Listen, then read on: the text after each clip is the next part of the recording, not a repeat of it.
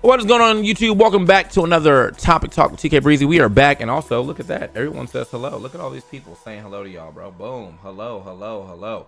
Anyway, you say it back. Say it back to the Twitch chat. Okay, we got some stuff to talk about. First, obviously, if you haven't come over to the channel, twitch.tv/TK Breezy, make sure you go ahead and do that. All right.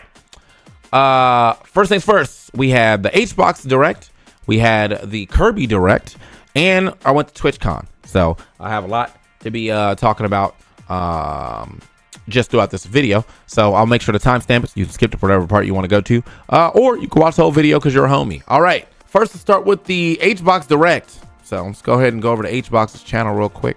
So, long story short, basically, HBox is putting up his own. Putting up his own 25K. Shouts that guy riding the bike in the back. To bring back the coin box, basically, but he's calling it the cash box because there's no crypto. It's brought to you by you, right? So some of the bigger things after a few years pass, that you're going to learn about. All right, he's talking about all the stuff that he was doing. Some of the bigger things you're going to learn about, though, is that you can buy in. Sometimes you got to do it yourself on this as a whale. So let's go ahead and move. The cash box. The cash box.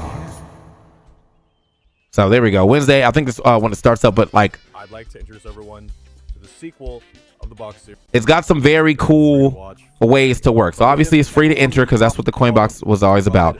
But you can put in money on the cash box as a whale, right? Whales fund the prize pools, casters, staff that make it all happen. Okay. And and let me just highlight something real quick. Okay. The whales fund the casters. All right. So I need y'all to whale it up. Okay. You know what I'm saying? Because your boy actually might be trying to get back into. I did a quick like little stint in Shuby's tournament last night. Anything but the three, maybe 2 days ago. It was either yesterday or the day before that, and it was fun. Online Smash right now, even though I suck at playing it, is actually still kind of fun to watch, man. The grand finals was Dr. Mario versus the Piranha Plant. What are we talking about, bro? What are we getting at? I will never see that happen ever again, right? So yeah. So the whales do that. To our prize pools, casters, and staff volunteering to run these. Increasing all prize pools by $1.25. So the whales, man, I want to know what happened with that other $9 though. But brand new way to fund tournament. Prize pool is going to give whales access to a brand new thing never done before. Right. I remember now. It is going to be a continuous compendium.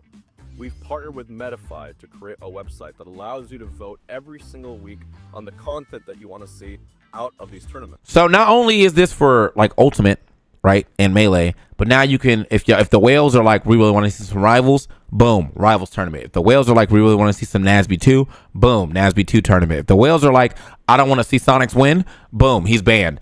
Shit's kind of crazy, to be honest. Like Sonic's every year or every week or every like 1 week out of every month, he's gonna have to be like stun locked. Sorry, brother. Like you're gonna wake up, all right? It's gonna you're gonna be like, oh, what did the whales work on today? Sonic's is out of here. Emotional damage. Can't help you, brother. Can't help you. What do I'm gonna do, bro? They weren't trying to see it, so we'll have to see. Or the Steves, one or the other. Somebody's getting voted out though. That we play. So here's the breakdown for the schedule. The first week of every month will be Ultimate, vanilla SSBU, as you've come to know and love, with the rule sets everyone's familiar with most Smash majors. The second week of every month will be Melee. This has become another great cornerstone of the box series, and of course one that I love competing in as well. I kind of want to know how he pulled this off though, without like the I don't know, maybe he doesn't need a license because of the way he's going about it. And if so, he's found a loophole. Nintendo will patch that loophole though. And we're letting our whales, the patrons to our platform, vote every week on 4 characters to ban from the tournament that week. We think it'll keep things very fresh. 4 characters to ban in the tournament. So no Sonic, no Steve. I think if Sparkle wins too many much, they might just ban Cloud out of spite. No Game & Watch. There it is. It's Sonic's Steve's, Game & Watch, and maybe whoever won the event outside of that. So, hey, okay? I'm kind of with the idea. That's all I'm saying. Interesting, and really give the spotlight to players who don't have the chance to always make it to the grand finale. And finally, the 4th week of every month will be a variety game. That's right. We're letting all the whales choose and vote on a completely different game. Heck, any game that comes to your mind, you could vote for. And whatever. So look at all this, bro. Like I'm just saying, like Kirby Air Riders as a tournament would go absolutely foolish. You can do Mario Kart World. You can do Balatro. Like if the whales want to see something, it's possible. So all I'm saying is this is a very good idea. Like HBox is kind of spitting on this idea for sure. So I'm excited to see how this one plays out, especially after the first month. Y'all might see me on some online brackets on Wednesdays. You already see me on Tekken Tuesdays and whatnot, but now you might see me on some online brackets on Wednesdays as well. I would like to be part of them at least. We'll have to see. All right. So that was the first direct. The second direct, this shit was an hour long. They told us a lot of things. I'm just gonna slide through it as where I can remember things were happening, right? So first, Top Right is back. Top Right is back. It's way bigger than last time. But there is a way, you know, you can still have it zoomed out or whatever. But he was like, yeah, TVs are bigger now, so y'all should be good. And that's true, right? So Top Ride's back. I did actually play a decent amount of Top Ride, if I'm being honest. Online looks cool. There was another mode that he unveiled here, Road Trip, where you get to do like all of the stuff that's in the game. And it's probably one of the easier ways to unlock a bunch of things at once too, because of like the checklist is also back, which is how you unlock a lot of stuff. The driver's license, so you can play online. There's an online lobby. This is your global win power, which is not the same as your global smash power or whatever. The stages from Kirby's Air Ride are back in the game, and they're like, you know, a little more polished and whatnot, but they're back in the game. Team battles, Hydra and Dragoon are back in the game. I did not know DeRoach is here. Marks is here, and a couple other people have made it back in too. There was also some pretty cool the Switch Star, where every time you do the spin, it turns into either a star or a chariot. That's pretty cool. What else we got? Oh, Mecha Robo Dedede is in the game instead of like Verse Dedede, because Dedede is a playable character, I guess. So they try to make it so there's better boss battles. As I said, the checklist is back. You can customize your stars. That was pretty lit. That's pretty nice. You can customize your character, right? Put a little hat on them, you know, if you want.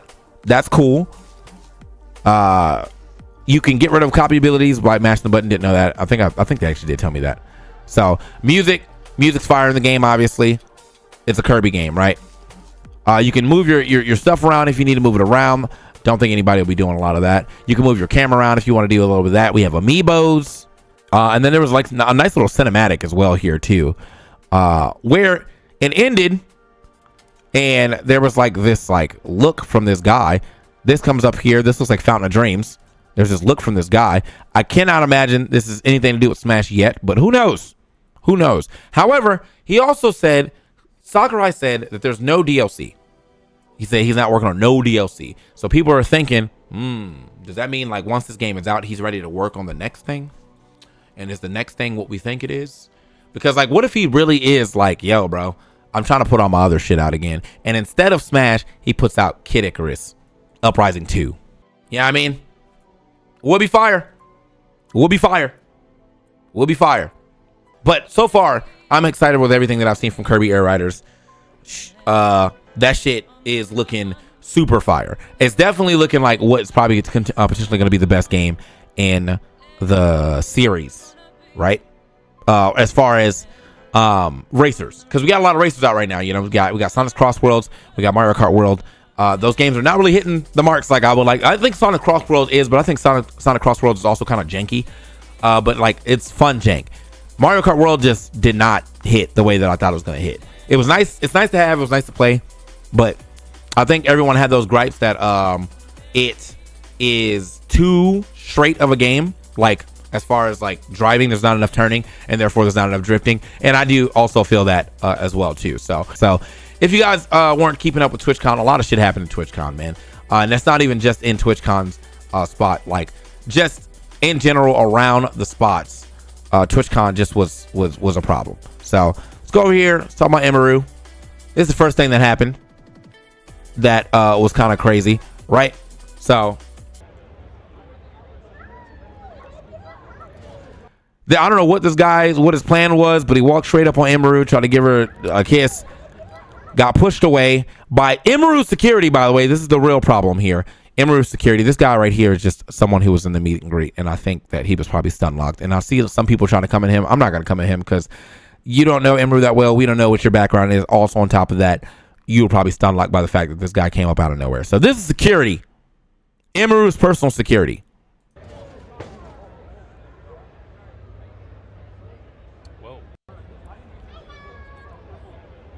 So yeah, I don't know what that was about. And then later, it is shown from somebody else's stream that this guy just gets to walk out for free. I think he shows up on this stream, but he actually walks out the door for free. That's him right here. Just walked out for free, right? So everybody is like, what the fuck? Like, how were you not beat up on spot one? And two, how did you just get to walk away for free? There's another clip of him like just walking outside of the walls or whatever and being able like just leaving, but I really wish I can't. It's probably gonna be hard to find that clip, but he just walked straight out. Emeru puts out a large statement saying that like, yeah, the security that y'all saw, because obviously Twitch was like, oh, this is unacceptable. Wait, let me put the music back on. Twitch was like, oh, this is unacceptable. Like, we would have done what we can to reprimand or reprehend the person, but all this stuff didn't happen until they were like pressured by the media, by Emeru's staff or whatever.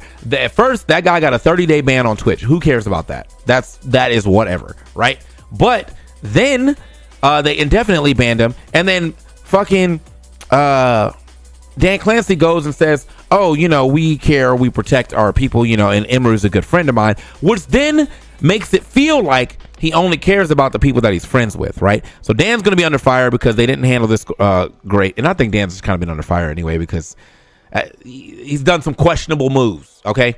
But he's under fire because of that. Twitch is under fire because of just a lot of weird shit has been going on at TwitchCon, just in general. Even in my friend group, we had a lot of friends. Like we have a lot of female friends, you know what I mean? Females or femmes, and they're all pretty hot, you know what I mean? They're just cute women. So, but we would go out in San Diego, and San Diegoans were like doing things. Like we got a table at this club, and when we were coming out, one of my friends got like grabbed by some dude, like, try to grab her, try to grope her, and the two other bros that were with me, I didn't see it. But the two other bros that were with me saw it, and they pushed this guy in the street. And one of them's like real big. So like one of the guys that we were with was real big. So when he pushed that guy really got fucking pushed. And that was on the second night. On the first night, one of our other friends went to go try to get a drink from the bar. She goes by herself. She comes back. Some guy tries to grope her. Her boyfriend steps in, ready to scrap. And like, I just don't know what was on, what the energy was like in San Diego. But I was not feeling it. And like, so that part's not on Twitch, and I just don't understand why San Diego was like that. But for the parts that are about Twitch, the security was not good. Those, the people can say that there were people that decided not to go to TwitchCon because they were like, oh, the security's gonna be bad, and those people were correct. What's up with y'all security? It's caused a lot of fights on the timeline. It's caused a lot of people to say they might not go back to TwitchCon. I just had a weird TwitchCon, and that's why I feel like I don't know if I want to go again, but it has nothing to do with the people that I love from Twitch. I like going to TwitchCon because I like seeing my friends. Overall, man, like I'd say I had a good time, like outside of those moments, but those moments happen so often I felt like I was on edge the entire time. Like I was happy to see all the people that I got to see, but I definitely felt like I was on edge like the entire weekend, right? And I just don't want to be on edge when I'm going out to go hang out with my friends. So that's something that I'll have to address at another event. I just feel like this stuff does not be happening to me at PAX. And that's why I fuck with PAX, because PAX fuck with me. But I would definitely like to not see it happen in the future. For other events and whatnot. You said Arcanus said, not gonna lie, we need someone who actually cares about the platform and charges CEO. I'm gonna be real with you. I don't know what happened to Dan. He's that old guy that like he wanted to live this life when he was like younger, but now he has power and he has money and he can do that, right? And people are noticing. I just want him. I want him and everybody else to know that people are noticing. That's like how he's moving. Like he's always talking to, you know, young attractive women, which I'm not, you know, I'm not knocking you for that specifically, but I am not knocking you for the fact that it's just young attractive women. You know what I mean? Like I feel like I met Dan on 4 to 5 different occasions before I think we finally like recognized, remembered who I was, which is crazy because I was with like the same people every time. Like he's on the stream with the GP girls sometimes. Who's with the GP girls all the time? Me, brother, and me. I'm not saying that we've ever had like amazing leadership either, but I know that there was a lot of talk about DJ Wheat, who wasn't actually like in the same position. He's not the CEO, but he was like the community leader type guy. And that at that point in time, that was kind of like a golden age of Twitch. I'm a gamer. I want to game on Twitch. These views for gaming have went way down, you know. But then who are people watching the most? IRL shit. Yeah, I mean, who were people complaining about the most at TwitchCon? IRL shit, right? And it's not even like all the IRL. But by the way, I don't have an issue with IRL streaming. I have an issue with the obnoxious IRL streamers, right? I don't have it's dumb to think that like no one should be able to stream there. It's a streaming convention. People are going to stream. But when I see these people running up on people, asking invasive questions, harassing people, being obnoxious, those are the people that I think are an issue, right? And I think honestly, IRLing has brought so much money to Twitch now that they really can't pivot back to, oh, let's try to get gaming back up. If people want to game, they're going to game. But if people are going to watch IRL content like it's TV, they're going to do that too. And I think people are very into watching IRL content. That's why your bigger streamers right now are literally like, you know, Kai Cenat. He's doing a bunch of IRL content. So I Show Speed is traveling all the time, everywhere. People are watching him all the time. You know what I mean? Hassan, he's doing just chatting content, but it's about IRL shit. You know what I'm saying? He's not just sitting there gaming. And I don't really know too many gaming streamers that are holding a lot of space on Twitch now, or people that are growing as gaming streamers instead of IRL streamers. So, and you know, it's just what people are interested in. You know, I'm not sure how to bring gaming back either, right? That's not something I have like power control or anything like that of. But I just know I wish there was a way to make gaming more popular again on Twitch. Anyway, that's gonna be it for me. Thanks for watching another TK Breezy video. You can let me know what you feel about any of the thoughts that I had in the comments below, and I'll probably read them and be like, cool. And if it's you didn't get to the end of the video, you just happen to be hearing this for some other reason, hey, thanks anyway. But I'll catch you guys on the next one. Make sure you like, follow, subscribe, do all that. Making sure you leave a comment and spread the video if you can, and we appreciate you. I'll see you guys on the next one. Peace.